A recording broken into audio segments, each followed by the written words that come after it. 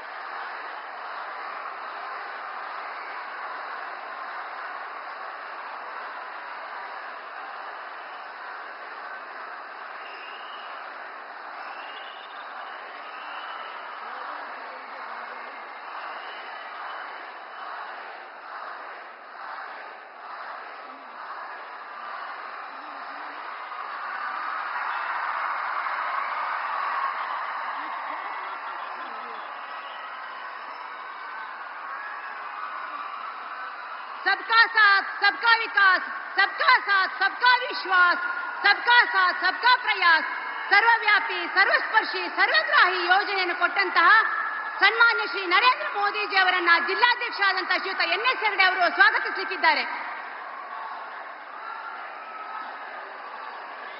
ಭಾರತ್ ಮಾತಾ ಕಿ, ಭಾರತ್ ಮಾತಾ ಕಿ, ವಂದೇ ವಂದೇ ಭಾರತೀಯ ಜನತಾ ಪಾರ್ಟಿಗೆ, ಭಾರತೀಯ ಜನತಾ ಪಾರ್ಟಿಗೆ ಜೈ ಶ್ರೀರಾಮ್, ಜೈ ಶ್ರೀರಾಮ್, ಜೈ ಶಿವಾಜಿ, ಜೈ ಶಿವಾಜಿ, ಜೈ ಭೀಮ್, ಜೈ ಭೀಮ್.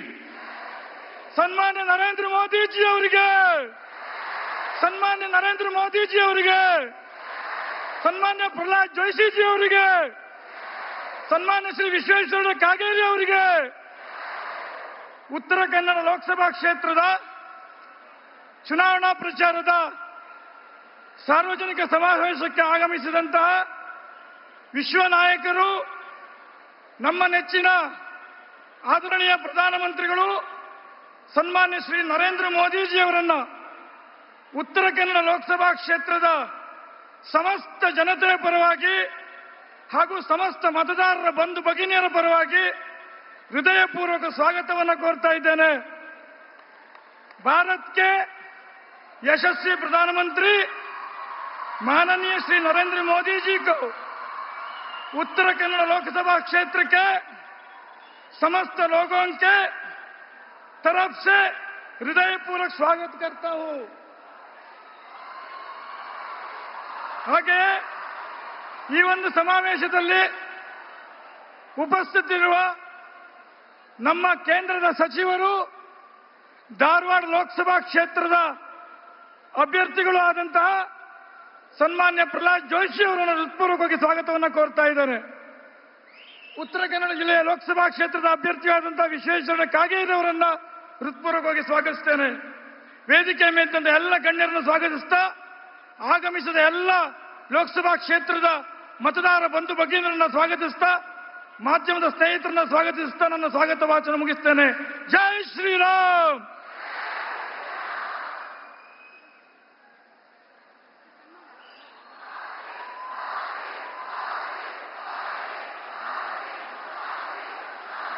ಉತ್ತರ ಕನ್ನಡ ಲೋಕಸಭಾ ಕ್ಷೇತ್ರದ ಪರವಾಗಿ ಸನ್ಮಾನ್ಯ ಶ್ರೀ ನರೇಂದ್ರ ಮೋದಿಜಿ ಅವರಿಗೆ ಶಾಲನ್ನ ಹಾಕಿ ಸನ್ಮಾನಿಸಬೇಕು ಅಂತ ಹೇಳಿ ಶ್ರೀಮತಿ ರೂಪಾಲಿ ನಾಯ್ಕ ಅವರನ್ನ ಕೇಳ್ಕೊಳ್ತಾ ಇದ್ದೇವೆ.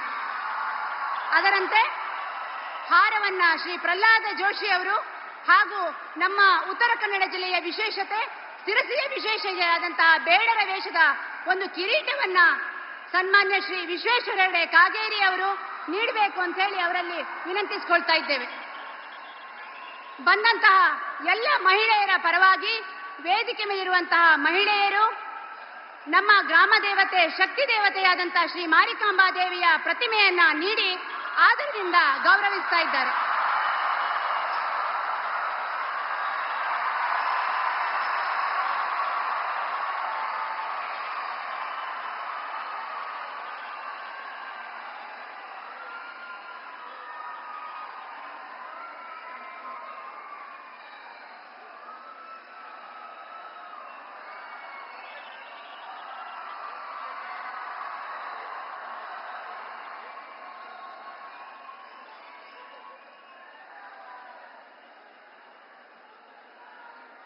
ನಮ್ಮ ಜಿಲ್ಲೆಯ ವಿಶೇಷ ಕಲಾಕೃತಿಯನ್ನು ಬಿಡಿಸುವಂತಹ ಕೌಶಿಕ್ ಹೆಗಡೆ ಅವರು ಕೇವಲ 4 ತಾಸುಗಳಲ್ಲಿ ಚಿತ್ರಿಸಿದಂತಹ ಶ್ರೀ ನರೇಂದ್ರ ಮೋದಿಜಿಯವರ ಒಂದು ಭಾವಚಿತ್ರವನ್ನು ಕೂಡ ಈ ಸಂದರ್ಭದಲ್ಲಿ ಕೊಡ್ತಾ ಇದ್ದಾರೆ.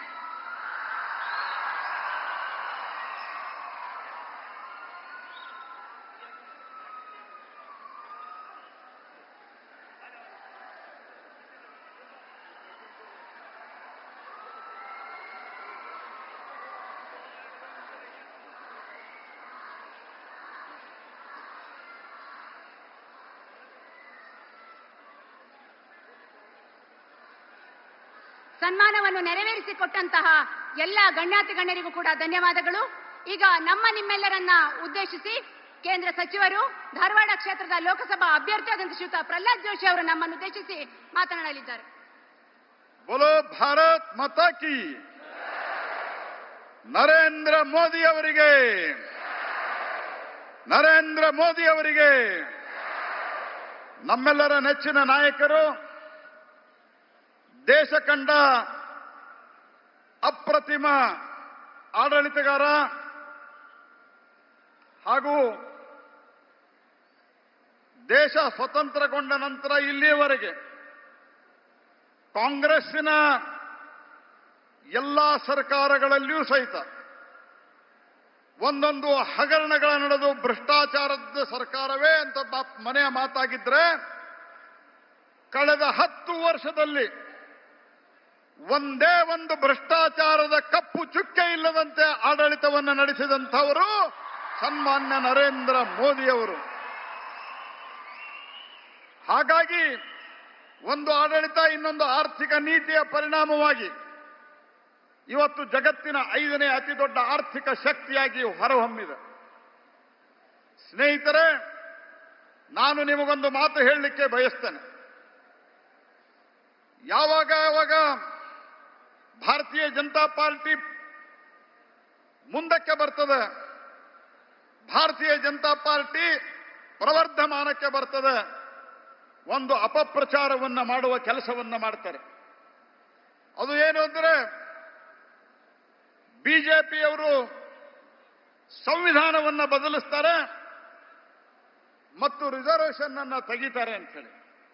ನಾನು ಒಂದು ಮಾತು ಹೇಳ್ತೀನಿ, ದೇಶದ ಸಂವಿಧಾನಕ್ಕೆ ಮತ್ತು ಡಾಕ್ಟರ್ ಬಾಬಾ ಸಾಹೇಬ್ ಅಂಬೇಡ್ಕರ್ ಅವರಿಗೆ ಅತ್ಯುನ್ನತವಾದಂತಹ ಗೌರವವನ್ನು ಕೊಟ್ಟು ಅವರ ಪಂಚ ತೀರ್ಥಗಳನ್ನ ಯಾರಾದರೂ ಅಭಿವೃದ್ಧಿ ಮಾಡಿ ಅವನ್ನ ಪಂಚ ತೀರ್ಥ ಕ್ಷೇತ್ರ ಅಂತ ಕರೆದಂತಹ ಪ್ರಧಾನಮಂತ್ರಿ ಇದ್ರೆ ಅದು ಶ್ರೀ ನರೇಂದ್ರ ಮೋದಿ ಅವರು.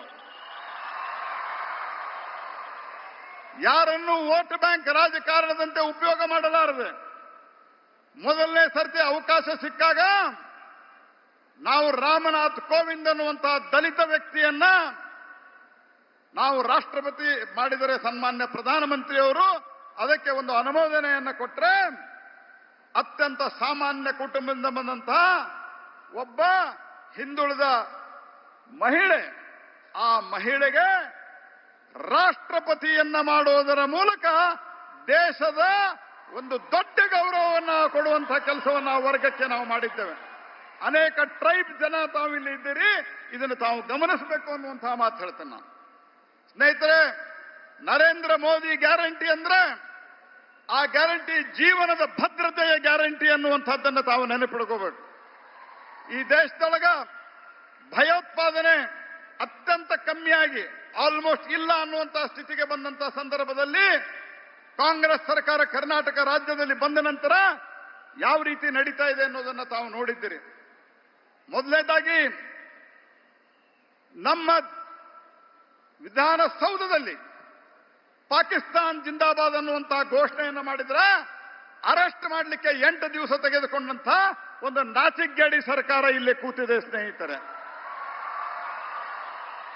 ಅದೇ ರೀತಿ ಒಂದು ಕಡೆ ಈ ಸ್ಥಿತಿ ಆದ್ರೆ ನರೇಂದ್ರ ಮೋದಿ ಅವರ ಸರ್ಕಾರ ಏನ್ ಹೇಳ್ತದೆ, ಭಯೋತ್ಪಾದನೆ ಬಗ್ಗೆ ಶೂನ್ಯ ಸಹಿಷ್ಣುತೆ, ಯಾವ ಕಾರಣಕ್ಕೂ ಸಹಿಸೋದಿಲ್ಲ ಅನ್ನುವಂತಹ ಮಾತು ಹೇಳಿ ಪಾಕಿಸ್ತಾನವನ್ನು ತಹಬಂದಿಗೆ ಇಟ್ರೆ, ಇವತ್ತು ರಾಮೇಶ್ವರಂ ಕೆಫೆ ಬಾಂಬ್ ಬ್ಲಾಸ್ಟ್ ಆದಾಗ ಈ ರಾಜ್ಯದ ಗೃಹ ಮಂತ್ರಿ ಸ್ಟೇಟ್ಮೆಂಟ್ ಕೊಡ್ತಾರೆ.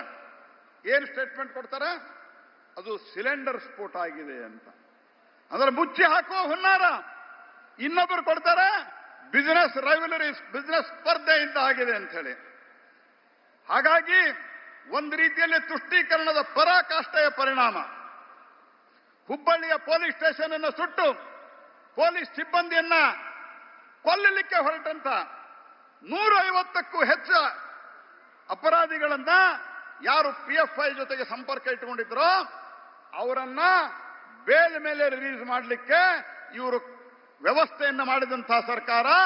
ಕೆಜೆಹಳ್ಳಿ, ಡಿಜೆಹಳ್ಳಿ ಅವರ ಕ್ಷೇತ್ರದ ಶಾಸಕರಾಗಿದ್ದಂತಹ ಅಖಂಡ ಶ್ರೀನಿವಾಸ ಮೂರ್ತಿಯ ಮನೆಯನ್ನು ಸುಟ್ಟು ಹಾಕಿ ಇಡೀ ಒಂದು ಕ್ಷೇತ್ರವನ್ನೇ ಗೊಲವೆ ಗಂದಲದಿಂದ ಮೂಡಿಸಿದಂತಹ ಸಂದರ್ಭದಲ್ಲಿ ಸಹಿತ ಅದನ್ನು ಕೂಡ ಅವರ ದಲಿತ ಶಾಸಕನಿಗೆ ಅವರು ಸಂರಕ್ಷಣೆ ಕೊಡಲಿಲ್ಲ.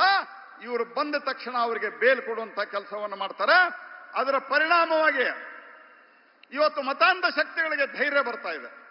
ಆ ಮತಾಂಧ ಶಕ್ತಿಗಳ ಧೈರ್ಯದ ಪರಿಣಾಮವಾಗಿ ಹುಬ್ಬಳ್ಳಿಯಲ್ಲಿ ಒಂದು ಹುಡುಗಿ ಕಾಲೇಜ್ಗೆ ಹೋಗುವಂತ ಕಾಲೇಜ್ ವಿದ್ಯಾರ್ಥಿನಿ ಅವಳು ಅವರ ತಂದೆ ಹೇಳಿದ್ದಾರೆ, ಮೀಡಿಯಾದ ಮುಂದೆ ಹೇಳಿದ್ದಾರೆ. ಏನ್ ಹೇಳಿದ್ದಾರೆ? ನನ್ನ ಮಗಳು ಮತಾಂತರ ಆಗಲಿಕ್ಕೆ ಒಪ್ಪಲಿಲ್ಲ, ಆದ್ದರಿಂದ ಆಕೆಯನ್ನ ಬರ್ಬರವಾಗಿ ಕೊಲೆ ಮಾಡಲಾಯಿತು ಅನ್ನುವಂತಹ ಮಾತನ್ನು ಹೇಳಿದ್ದಾರೆ. ಆದ್ದರಿಂದ ನಾನು ಹೇಳಿದೆ, ಈ ದೇಶದೊಳಗ ಈ ಮತಾಂಧದ ಭಯೋತ್ಪಾದನೆಯಿಂದ ಜೀವಕ್ಕೆ ಗ್ಯಾರಂಟಿ ಕೊಡುವಂತಹ, ಜೀವವನ್ನು ಉಳಿಸಿಕೊಳ್ಳುವಂತಹ ಗ್ಯಾರಂಟಿಯನ್ನ, ಜೀವದ ಭದ್ರತೆ ಗ್ಯಾರಂಟಿಯನ್ನ ಕೊಡಲಿಕ್ಕೆ ಸಾಧ್ಯ ಇದ್ರೆ ಅದು ಏಕಮಾತ್ರ ವ್ಯಕ್ತಿ, ಏಕಮಾತ್ರ ನಾಯಕ, ಅದು ಶ್ರೀ ನರೇಂದ್ರ ಮೋದಿ ಅವರು ಅನ್ನುವಂಥದ್ದನ್ನು ನಾವು ಮರಿಬಾರದು.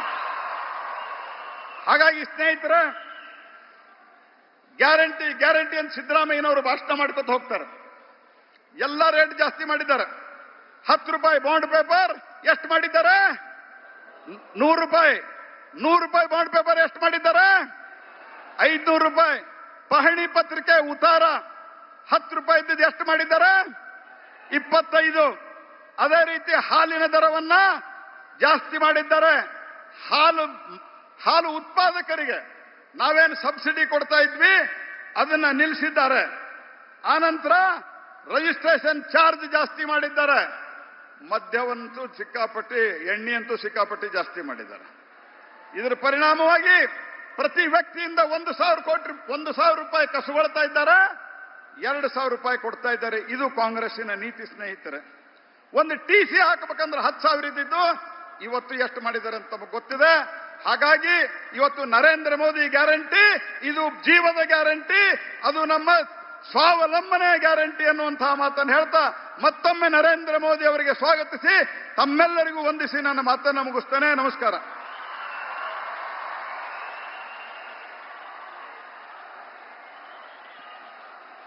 ತಾವೆಲ್ಲರೂ ಕೂಡ ಬಹಳ ಹೊತ್ತಿನಿಂದ ಕಾತುರಕತೆಯಿಂದ, ಉತ್ಸುಕತೆಯಿಂದ ಕಾಯ್ತಾ ಇರುವಂತಹ ಶ್ರೀ ನರೇಂದ್ರ ಮೋದಿಜಿ ಅವರು ನಮ್ಮನ್ನು ಉದ್ದೇಶಿಸಿ ಮಾತನಾಡಲಿಕ್ಕಿದ್ದಾರೆ. अपने लोकप्रिय प्रधानमंत्री सम्मान्य श्री नरेंद्र मोदी जी को इसके स्वागत करते हुए विनती करती हूं कि हम सबको संबोधन करें.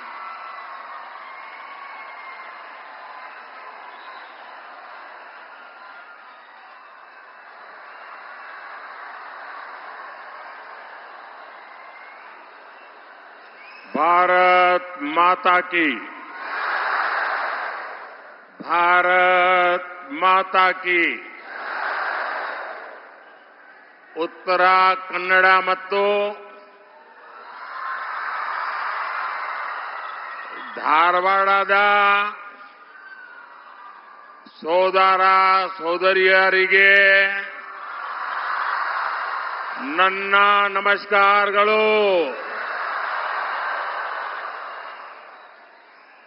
मैं श्री सिरसी मिरांकाबा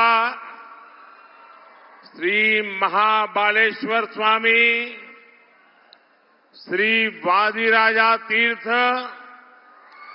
और श्री सिद्धारूढ़ा मठ को भी श्रद्धा पूर्वक नमन करता हूं.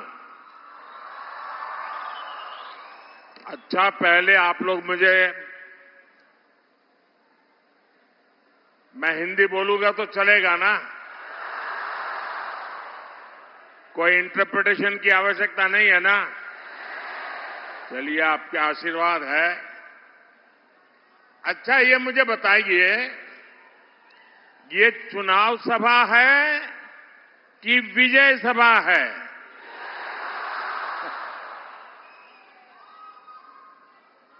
आप लोगों ने वातावरण तो ऐसे ही बढ़ा दिया है जैसे कर्नाटका में भारतीय जनता पार्टी का अभूतपूर्व विजय आप लोगों ने तय कर लिया है। भाई और बहनों, जब मैं गुजरात में मुख्यमंत्री था तो शायद आज से 16 साल पहले इस धरती को प्रणाम करने के लिए आया था। आपके आशीर्वाद मांगने के लिए आया था और तब से लेकर अब तक आपने मुझे कभी भी खाली हाथ नहीं लौटाया है। आपका प्यार इतना है, मैंने जब मांगा, जो मांगा, आप लोगों ने जी भर के दिया है। इस धूप में भी मैं देख रहा हूं सारे लोग वहां धूप में बैठे हैं। ये तपस्या छोटी नहीं है जी। इतनी बड़ी तादाद में धूप में लोग जो बैठे हैं, यहां धूप में खड़े हैं, जो लोग धूप में तप रहे हैं, उन्हें मैं कहना चाहता हूं, आपको जो असुविधा हुई इसके लिए हमारी पार्टी की तरफ से मैं क्षमा मांगता हूं। लेकिन आप जो इतने ताप में तप रहे हैं ना, आपकी इस तपस्या को मोदी बेकार नहीं जाने देगा।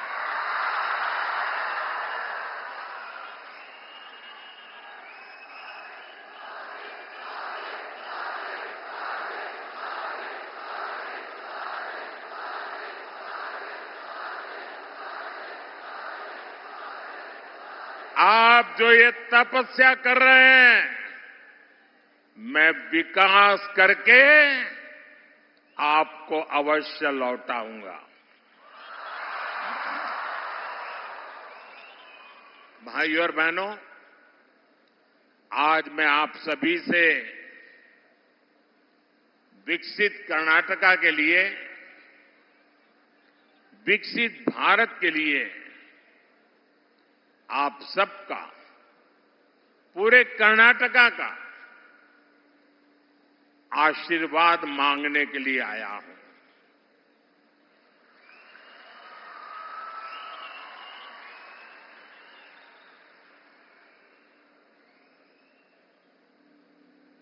और इतनी बड़ी मात्रा में जब माताएं बहनें हो, जब इतना उमंग और उत्साह हो, विजय का विश्वास हो, विकसित भारत का संकल्प हो, तो फिर मुझे पक्का भरोसा है आपके आशीर्वाद में कोई कमी नहीं रहेगी।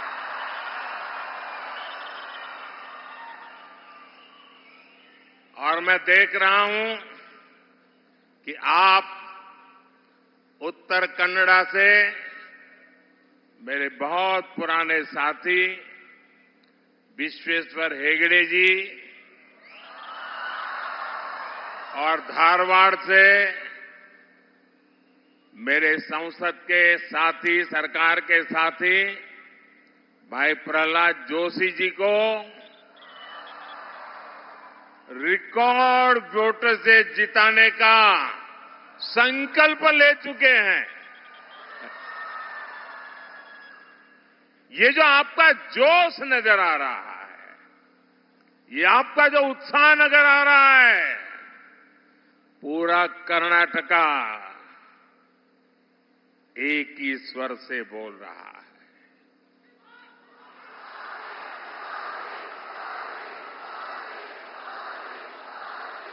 एक ही गुंज सुनाई दे रही है। फिर एक बार, फिर एक बार, फिर एक बार। साथियों, आपके आशीर्वाद ने ही 2014 और 2019 में पूर्ण बहुमत वाली बीजेपी एनडीए की मजबूत सरकार देश में बनाई। हमने देश के विकास के साथ ही लोकल एस्पिरेशंस को पूरा करने के लिए भी पूरी ईमानदारी से काम किया। यहां उत्तर कन्नड़ा में घर, बिजली, पानी जैसी योजनाओं पर एनडीए सरकार ने बहुत काम किया है। हमारे मछुआरे भाई बहनों के लिए भी इतना बड़ा पोर्ट बन रहा है। बीजेपी के प्रयासों का नतीजा है इस क्षेत्र को धारवाड़ आईआईटी मिला है, बड़ा आधुनिक रेलवे स्टेशन मिला है। बीजेपी सरकार विकास भी, विरासत भी इस मंत्र को लेकर चलती है। साथियों, जब मजबूत सरकार होती है, पूर्ण बहुमत वाली स्थिर सरकार होती है, तो दुनिया भी उस पर भरोसा करती है।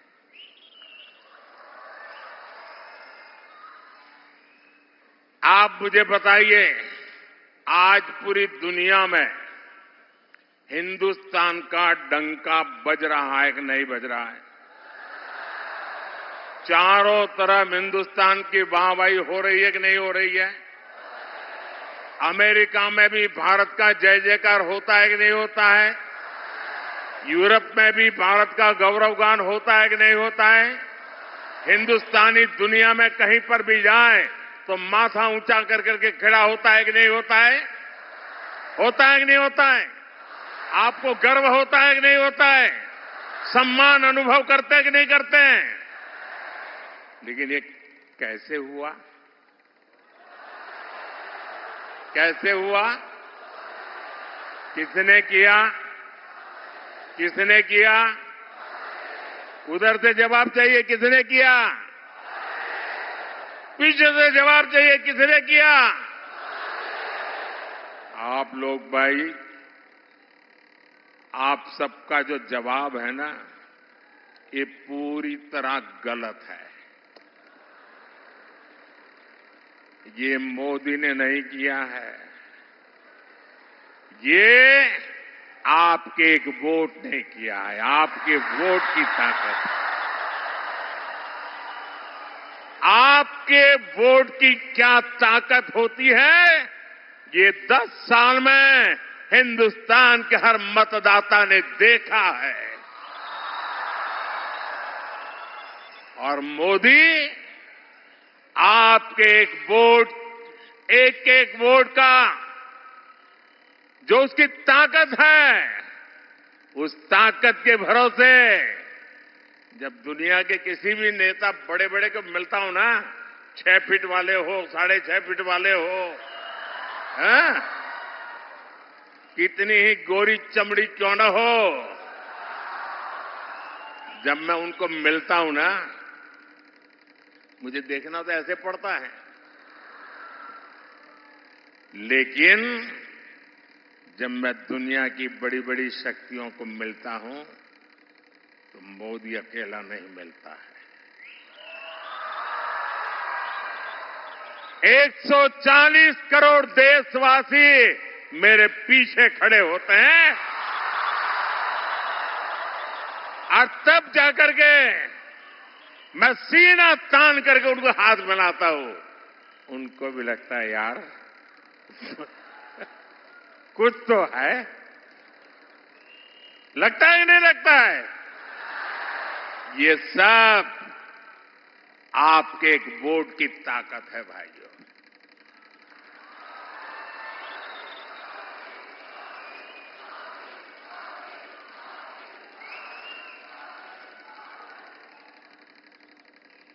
अयोध्या में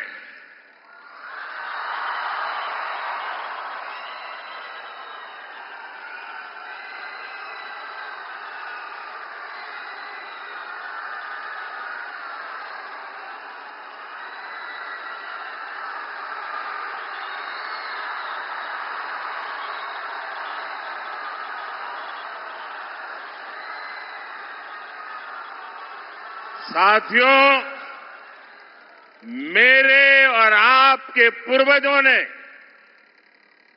हमारे पूर्वजों ने अयोध्या में प्रभु राम के लिए 500 साल तक लड़ाई लड़ी। 500 साल छोटा कालखंड नहीं है। लाखों लोग मौत के घाट उतार दिए गए। देश आजाद होने के दूसरे ही दिन प्रभु राम का मंदिर बनाने का निर्णय होना चाहिए था, नहीं होना चाहिए था? दूसरे ही दिन ये काम होना चाहिए था, नहीं होना चाहिए था? लेकिन उन्होंने नहीं किया। साथियों, ऐसा काम करने के लिए 56 इंच का सीना लगता है।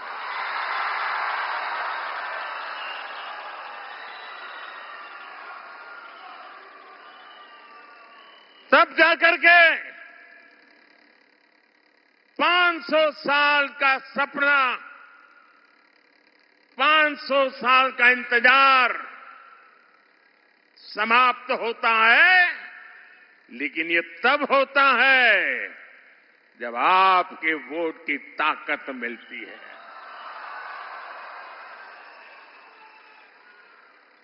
आज अयोध्या में प्रभु राम का मंदिर बना है। आपको अच्छा लगता है ना? गर्व होता है ना?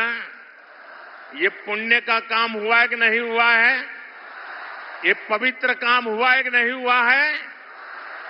मुझे बताइए, इस पुण्य के हकदार कौन है?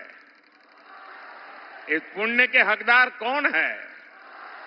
इसके पुण्य के हकदार आप है, जिन्होंने एक वोट देकर के मजबूत सरकार बनाई है।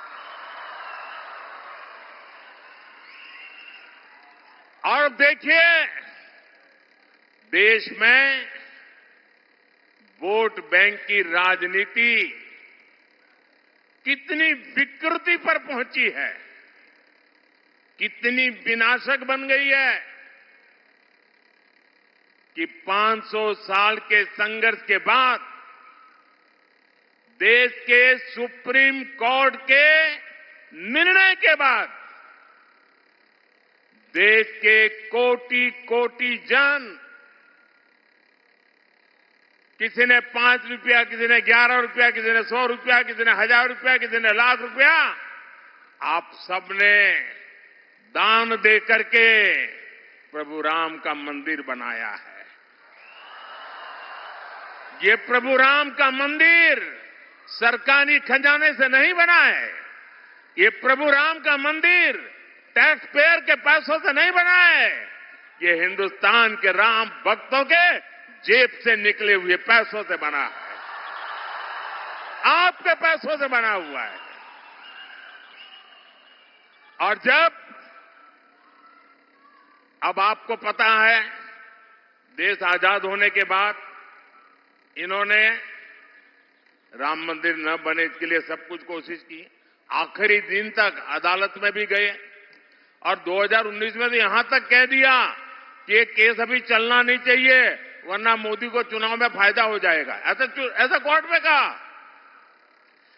कांग्रेस पार्टी और उनके सारे चट्टे बट्टे राम मंदिर को रोकने के लिए 70 साल तक कोशिश करते रहे। उसके बावजूद भी ये राम मंदिर के जो ट्रस्टी हैं वो सब भूल करके, उनके सारे पापों को भूल करके, उनके सारे गुनाहों को भूल करके उनके घर गए। घर जाकर के सम्मानपूर्वक प्रभु राम की प्राण प्रतिष्ठा में कार्यक्रम में आने के लिए निमंत्रण दिया।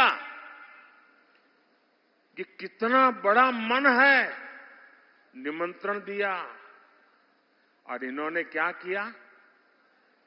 प्रभु राम की प्राण प्रतिष्ठा के निमंत्रण को इन्होंने ठुकरा दिया। मेरे भाइयों बहनों, जिन्होंने रामलला का अपमान किया है, जिन्होंने निमंत्रण को ठुकरा दिया है, देश ऐसे लोगों को ठुकराएगा कि नहीं ठुकराएगा? कर्नाटका ठुकराएगा कि नहीं ठुकराएगा? आप लोग ठुकराएंगे कि नहीं ठुकराएंगे? और दूसरी तरफ कमाल देखिए, एक तरफ वोट बैंक के भूखे लोगों ने राम मंदिर का इतना बड़ा अपमान कर दिया, तो दूसरी तरफ अयोध्या में एक अंसारी परिवार है, शायद इकबाल अंसारी, उनका पूरा परिवार 2-2, 3-3 पीढ़ी से राम मंदिर के खिलाफ अदालत में केस लड़ रहा था। और उसका कहना था कि बाबरी मस्जिद है, यहां राम मंदिर नहीं बनना चाहिए। 3-3 पीढ़ी अदालत में लड़ती रही। लेकिन जिस दिन सुप्रीम कोर्ट ने निर्णय किया तो उन्होंने कहा अदालत का निर्णय मेरे सर आंखों पर है। इतना ही नहीं, वो जीवन भर, उनके पिताजी भी जीवन भर अदालत में लड़ते थे। लेकिन जब राम जन्मभूमि के ट्रस्टियों ने उनको भी निमंत्रण दिया, कांग्रेस और उसके चट्टे बट्टों ने तो निमंत्रण को ठुकरा दिया। लेकिन ये अंसारी परिवार देखिए, ये अंसारी मुसलमान होने के बावजूद भी राम मंदिर प्राण प्रतिष्ठा में गए, पूरा समय बैठे। और इतना ही नहीं, उनका जो गनमैन था वो हिंदू था, तो उन्होंने गनमैन को एक लकड़ी की छोटा बना हुआ राम मंदिर की प्रतिकृति उसको भेंट में सौगात में दी। ये फर्क होता है भाइयों बहनों।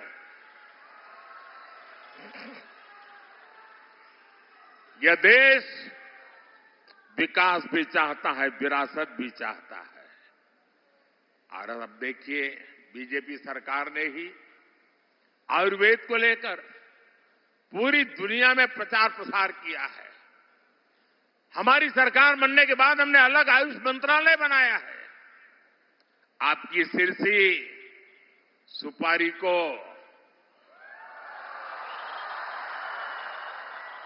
जीआई टैग यानी उत्तर कन्नड़ा की पहचान बीजेपी ने ही दी है।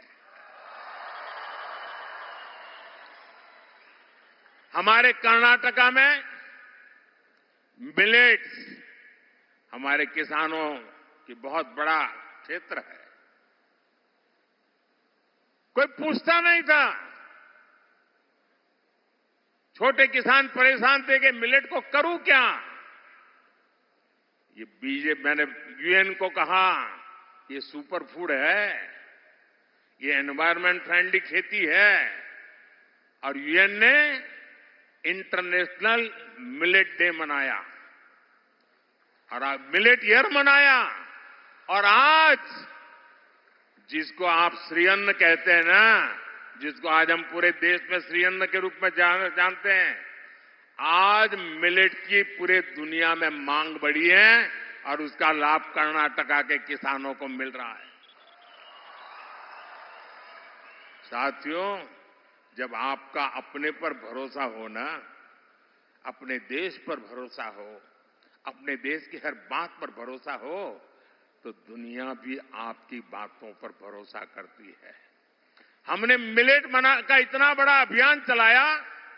पिछले वर्ष में अमेरिका के राष्ट्रपति जी ने मुझे अपने घर पे बुलाया था। बहुत बड़ा भोज रखा था और देश का मैं शायद पहला प्रधानमंत्री था जिसके लिए इतना बड़ा समारोह किया गया था। पूरे अमेरिका के बड़े बड़े दिग्गज लोग वहां भोजन समारोह में थे और क्या मजा था उसका। हर एक के टेबल पर ये हमारा जो मिलेट्स है ना, उसकी चीजें बना करके परोसी गई थी। ये सुनते हैं तो आपको गर्व होता है कि नहीं होता है? कनाडा के खेत में पैदा हुआ मिलेट अमेरिका के व्हाइट हाउस में टेबल पर जब परोसा जाता है, कौन कनाडा के व्यक्ति होगा जिसको गर्व नहीं होगा? साथियों, बीजेपी सरकार इस क्षेत्र की फिशरमैन कम्युनिटी के विकास के लिए भी कमिटेड है। हमारी सरकार है जिसमें फिशरमैन के लिए अलग मंत्रालय बनाया गया। आजादी के इतने साल के बाद पहली बार फिशरमैन के लिए किसान क्रेडिट कार्ड की सुविधा बीजेपी ने दी। पहली बार 20,000 करोड़ की मत्स्य संपदा योजना बीजेपी ने बनाई। अब बीजेपी ने अपने मैनिफेस्टो में फिशरमैन के लिए प्रोडक्शन और प्रोसेसिंग क्लस्टर बनाने की घोषणा की है और इसका भी बड़ा लाभ हमारे जो मछुआरे भाई बहन हैं उस पूरे समाज को मिलने वाला है। साथियों, बीजेपी के प्रयासों से अलग यहां की कांग्रेस की सरकार कर्नाटका को तबाह करने में जुटी है। कांग्रेस क्राइम को कंट्रोल करने के बजाय एंटी सोशल और एंटी नेशनल माइंडसेट को बढ़ावा दे रही है। हुबली में कुछ दिन पहले हमारी एक बेटी के साथ जो हुआ, उसे देखकर पूरा देश चिंतित है।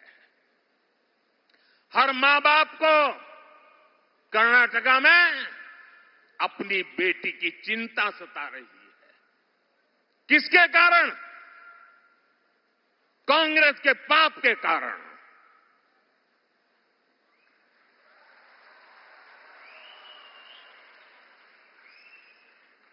क्या कभी कांग्रेस आपकी बेटी की रक्षा कर सकती है क्या?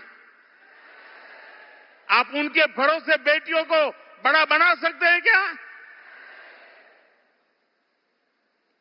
कॉलेज कैंपस में दिन दहाड़े ऐसा कदम उठाने की हिम्मत उस अपराधी में आई कैसे?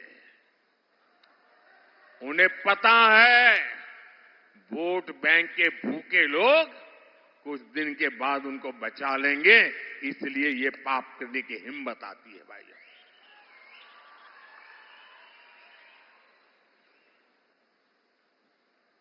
इस क्राइम ने कर्नाटका में हमारी बेटियों की सुरक्षा के संबंध में गंभीर सवाल खड़े किए हैं। खराब कानून व्यवस्था ये कांग्रेस सरकार की पहचान बन चुकी है। आपको पता है 2014 के पहले हमारे देश के अखबारों की हेडलाइन क्या हुआ करती थी? आज बेंगलुरु में बम धमाका हुआ, आज बेंगलुरु में बम धमाका हुआ, आज अयोध्या में बम धमाका हुआ, आज दिल्ली में बम धमाका हुआ, आज गांधीनगर में बम धमाका हुआ, आज सूरत में बम धमाका हुआ, आज मुंबई के अंदर ट्रेन में ब्लास्ट हो गया। ये खबरें आती थी कि नहीं आती थी? आती थी कि नहीं आती थी? 2014 के बाद ये खबरें खत्म हुई कि नहीं हुई? खत्म हुई कि नहीं हुई? देश के कोने कोने में बम धमाकों को रोक लगी कि नहीं लगी? लेकिन बेंगलुरु में इनके आते ही बम फोड़ते हैं आकर के आतंकी। बेंगलुरु हाईटेक सिटी, दुनिया में जिस बेंगलुरु का नाम, वहां पर एक काफे में बम फूटता है। भाइयों बहनों, और ये लोग बयान देते हैं क्या, गैस का सिलेंडर फटा है। अरे आपका दिमाग फटा है कि गैस का सिलेंडर फटा है?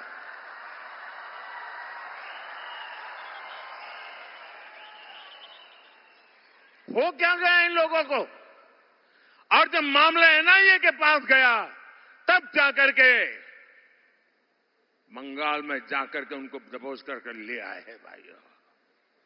और जिसके पीछे जिन लोगों का नाम है, पीएफआई जैसे संगठन, जिसको प्रतिबंध लगा है वायनाड में, ऐसे पीएफआई के संगठनों की मदद ली जाती है, तो फिर उनका तूफान और बढ़ेगा कि नहीं बढ़ेगा?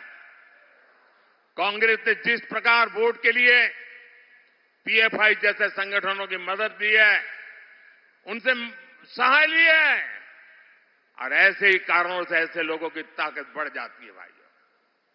कांग्रेस का ट्रैक रिकॉर्ड आतंकियों के मारे जाने पर आंसू बहाने का आपको याद होगा। दिल्ली में आतंकी घटना घटी थी, कांग्रेस की एक नेता आंसू बहा रही थी कि आतंकी क्यों मारा गया। ये मैं नहीं कह रहा हूं, कांग्रेस के नेता कह रहे हैं। साथियों, बीजेपी का ट्रैक रिकॉर्ड है, हमने पीएफआई की कोई भी ताकत को प्रतिबंध लगा दिया, उसके बड़े बड़े शहंशाह जेलों में सड़ रहे। दोस्तों, एक जमाना था आए दिन पड़ोस में से आतंकी एक्सपोर्ट होते थे, हमारे देश के जवानों को मार करके भाग जाते थे। अब सर्जिकल स्ट्राइक होता है, और ये नया हिंदुस्तान है, ये घर में घुस के मारेगा।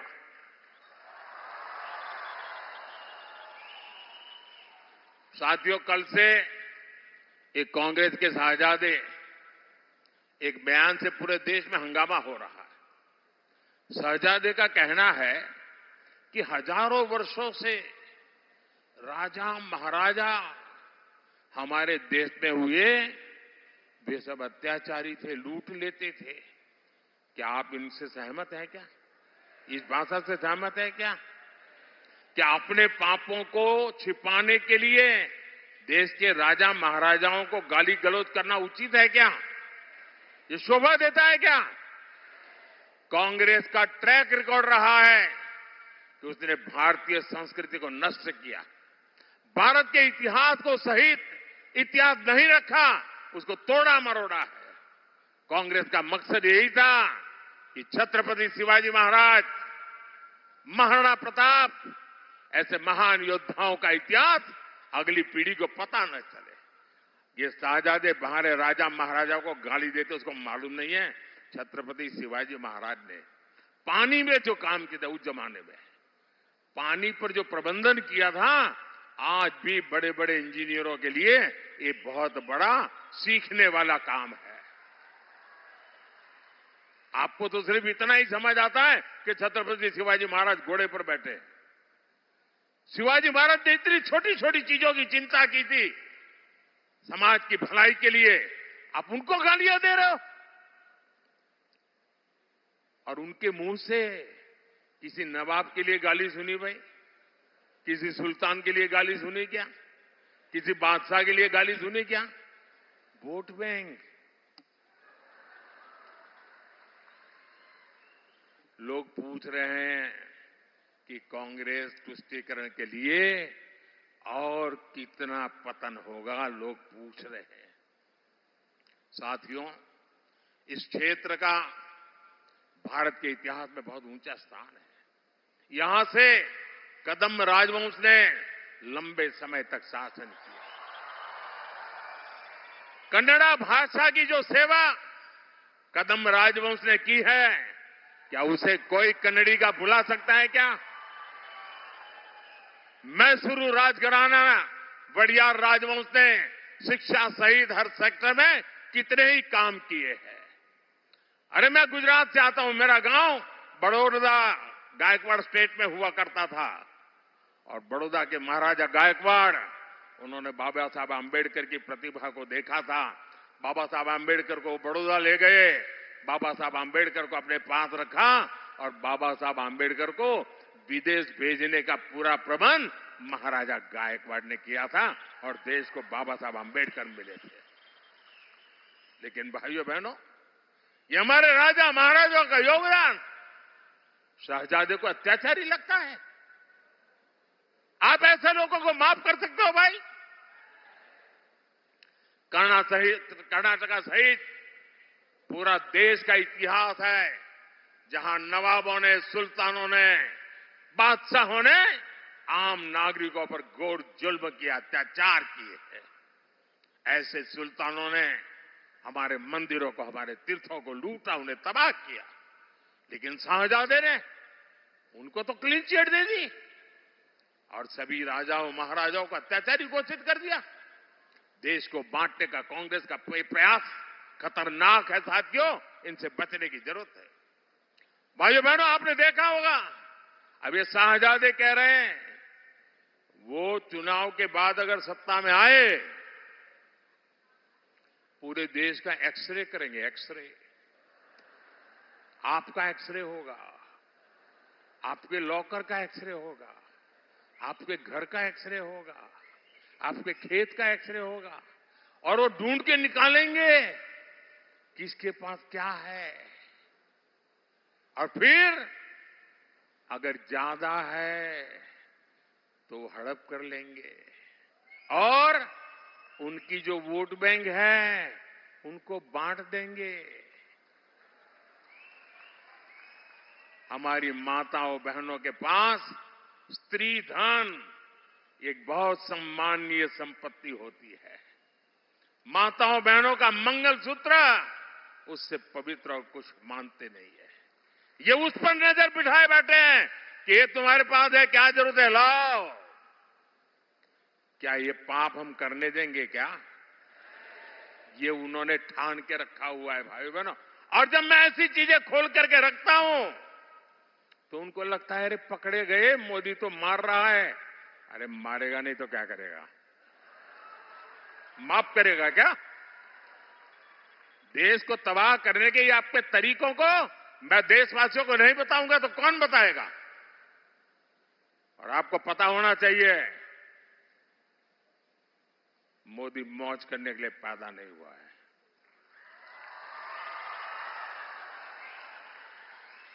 परमात्मा ने मोदी को आपकी सेवा के लिए ही पैदा किया है।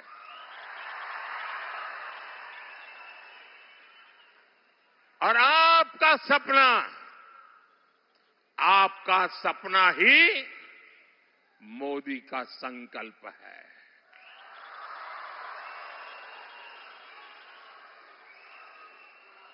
ये मेरी गारंटी है आपको। मेरा पल पल आपके नाम, मेरा पल पल आपके बच्चों के भविष्य के नाम, मेरा पल पल आपके सपनों को साकार करने के नाम, मेरा पल पल देश के नाम, देशवासियों के नाम। और इसलिए मैं आपको गारंटी देता हूं 24/7 और 2047।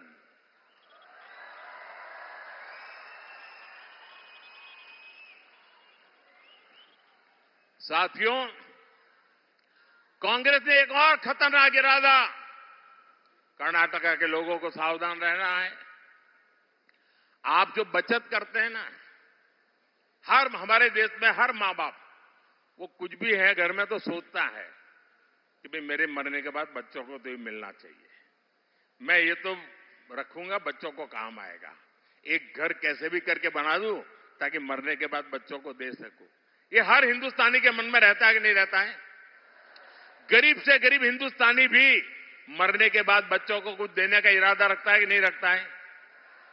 अब ये शाहजादे ने, उनके गुरु ने अमेरिका से घोषणा की है कि वो इनहेरिटेंस टैक्स लाएंगे।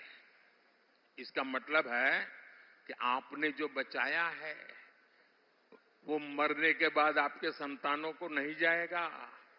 आधे से ज्यादा 55%, 55% ये कांग्रेस की जमात, उनकी सरकार हड़प कर लेगी। आपकी आधी प्रॉपर्टी गई। 4 कमरे का घर है तो 2 कमरे गए। 10 एकड़ का खेत तो 5 एकड़ गया। आपके संतान को नहीं मिलेगा। और इसलिए देश चिंतित है, देश गुस्से में है और देश कह रहा है कांग्रेस की लूट जिंदगी के साथ भी,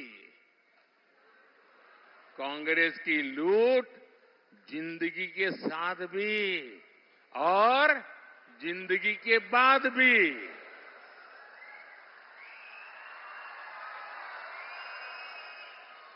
भाइयों और बहनों, कांग्रेस ने अपने 6 दशकों के शासन में ट्राइबल समाज को पूरी तरह नजरअंदाज कर दिया। कांग्रेस ने आदिवासियों के लिए कभी अलग मंत्रालय नहीं बनाया। बीजेपी सरकार ने आदिवासी मंत्रालय भी बनाया और 10 सालों में बजट भी 5 गुना बढ़ाया। बीजेपी सरकार के प्रयासों से अब देश के ट्राइबल समाज का एक नया आत्मविश्वास पैदा हुआ है। और अभी हमारे प्रहलाद जी वर्णन कर रहे थे, द्रौपदी मुर्मू जी पहली आदिवासी महिला देश की राष्ट्रपति बनी है, उसका भी वर्णन कर रहे थे। मैं कन्नड़ा थोड़ा थोड़ा समझ लेता हूं जी।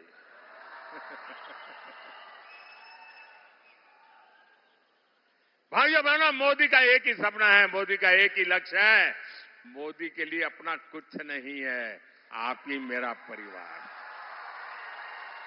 मेरा भारत मेरा परिवार, मेरा भारत मेरा परिवार। लेकिन भाइयों बहनों, विकसित कन्नड़ा के लिए, विकसित भारत के लिए 7 मई को उत्तर कन्नड़ा और धारवाड़ के हर बूथ पर कमल खिलाना है।